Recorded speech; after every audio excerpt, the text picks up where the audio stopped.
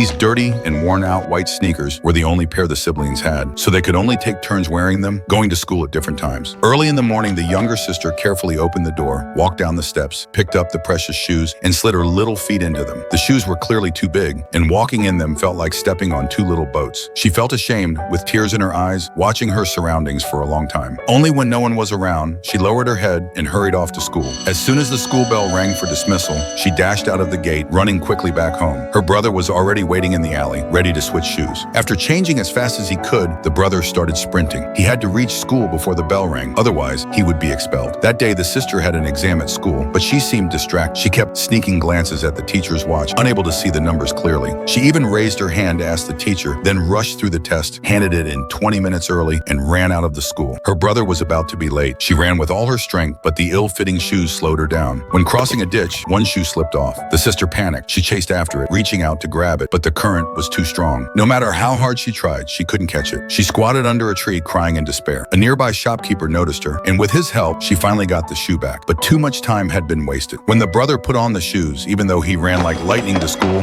he was still late. He bumped right into the headmaster on patrol. Crying, he explained the reason, but the headmaster was furious, insisting on expelling him. Luckily, their homeroom teacher happened to pass by. He spoke up for him, and only then was the brother spared. Still, sharing one pair of shoes was no solution. So on the weekend, the brother followed his father into the city to find work. They knocked on doors one by one, trying to get a part-time job tending gardens. But every attempt failed. Pushing their bicycle, they were downcast, just about to leave, when someone suddenly called out to them from behind. That's how they finally got a job. Even luckier, because the father worked carefully and diligently, they received a generous payment, far more than expected. The father was happy and asked his son what he wanted to buy. The only thing the brother thought about was getting his sister a proper pair of shoes. The father smiled and agreed. Suddenly, their bicycle lost control, crashing hard into a roadside tree. Both father and son were injured, and all the money had to be spent on medicine. Back home, the brother curled up sadly on the bed and silently closed his eyes.